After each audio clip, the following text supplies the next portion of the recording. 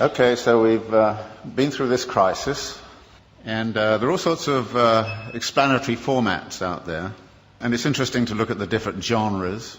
One genre is that it's all about human frailty. I mean, Alan Greenspan took refuge in the fact it's human nature. He said you can't do anything about that. But there's a whole world of explanations that kind of say it's the predatory instincts, it's the instincts for mastery, it's the delusions of investors and the greed and all the rest of it. So there's a whole range of discussion of that. And of course, the more we learn about the daily practices on Wall Street, we kind of figure there's a great deal of truth in all of that. The second genre is that there's institutional failures. The regulators were asleep at the switch. The shadow banking system innovated outside of their purview, etc., etc., etc., and therefore the institutions have to be reconfigured, and it has to be a global effort by the G20, something of that kind. So we look at the institutional level and say that has failed and that has to be reconfigured. The third genre is to say everybody was obsessed with a false theory. They read too much Hayek and believed in the efficiency of markets, and it's time we actually got back to something like Keynes, or we took seriously Hyman Minsky's theory about the inherent instability of financial activities. The next genre is that it has cultural origins. Now, we don't hear that much in the United States, but if you were in Germany and France, many people there would kind of say this is an Anglo-Saxon disease. And it's nothing to do with us. I happened to be in Brazil when it was going on, and Lula was kind of saying, well, first off he was saying, oh, thank God the United States has been disciplined by the equivalent of the IMF. We've been through it 8 times in the last 25 years, and now it's their turn. Fantastic, said Lula, and all the Latin Americans I knew, until it hit them, which it does. And then they kind of changed their tune a little bit. So there's a kind of a way of which it became cultural. And you can see that by the way in which this whole Greek thing is being handled. The way the German press is saying, well, it's the Greek character, it's defects in the Greek character. And there's a lot of rather nasty stuff going on around that. But actually there are some cultural features which have led into it. For instance, the US fascination with home ownership, which is supposedly a deep cultural value. So 67, 68% of US households are homeowners. It's only 22% in Switzerland. Of course, it's a cultural value in the United States. It's been supported by the mortgage interest tax deduction, which is a huge subsidy. It's been promoted since the 1930s. Very explicitly in the 1930s, it was built up because the theory was that debt-encumbered homeowners don't go on strike. And then there's a kind of notion that there's a failure of policy, and that policy has actually intervened. And there's a funny kind of alliance emerging between the Glenn Beck wing of Fox News and the World Bank, both of whom say the problem is too much regulation of the wrong sort. So there are all of these ways, and all of them have a certain truth. And skilled writers will take one or other of those perspectives and build a story and actually write a very plausible kind of story about this. And I thought to myself, well, what kind of plausible story can I write which is none of the above, which is one of the things I always think to myself. And it's not hard to do, particularly if you're coming from a Marxist perspective, because, there aren't many people who try to do this analysis from a Marxist perspective. And I was really clued into this by this thing that happened at the London School of Economics about a year and a half ago, when Her Majesty the Queen asked the economists, how come you guys didn't see this thing coming? I mean, she didn't say it exactly that way, but, it's just the sentiment.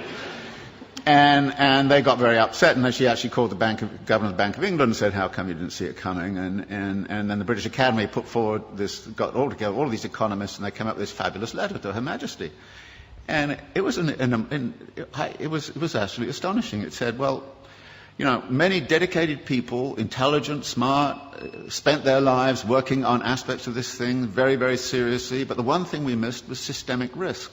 And you say, what? And then it went on to talk about a politics of denial and all the rest of it. So I thought, well, systemic risk, I can translate it into the Marxian thing. You're talking about the internal contradictions of capital accumulation. And maybe I should write a thing about the internal contradictions of capital accumulation and try to figure out the role of crises in the whole history of capitalism and what's specific and special about the crisis this time around.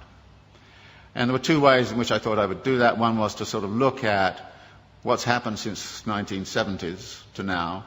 And the thesis there is that in many ways the form of this current crisis is dictated very much by the way we came out of the last one. that the problem back in the 1970s was excessive power of labour in relationship to capital, that therefore the way out of the crisis last time was to discipline labour. And we know how that was done. It was done by offshoring, it was done by, Thatcher and Reagan, and it was done by neoliberal doctrine, it was done all kinds of different ways. But by 1985 or 86, the labour question had essentially been solved for capital. It had access to all of the world's labour supplies. Nobody in this particular instance has cited greedy unions as the root of the crisis. Nobody in this instance is saying it has anything to do with excessive power of labour. If anything, it's the excessive power of capital, and in particular the excessive power of finance capital, which is the root of the problem. Now, how did that happen? Well, we've been, since the 1970s, in a phase of what we call wage repression, that wages have remained stagnant. The share of wages in national income right throughout the OECD countries has steadily fallen. It's even steadily fallen in China, of all places. So that there are less and less being paid out in wages. Well, wages turn out to be also the money which buys goods. So if you diminish wages, then you've got a problem with where's your demand going to come from?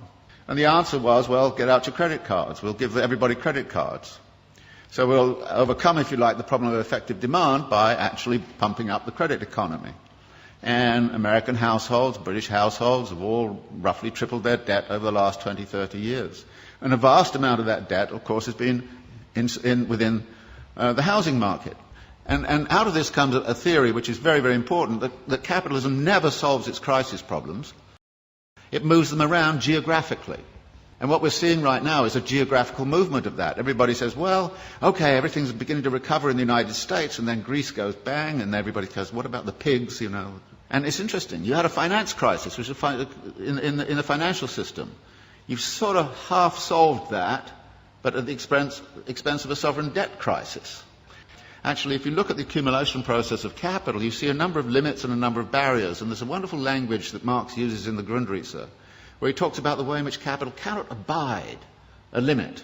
It has to turn it into a barrier which it then circumvents or transcends. And then when you look at the accumulation process, you look at where the barriers and limits might lie.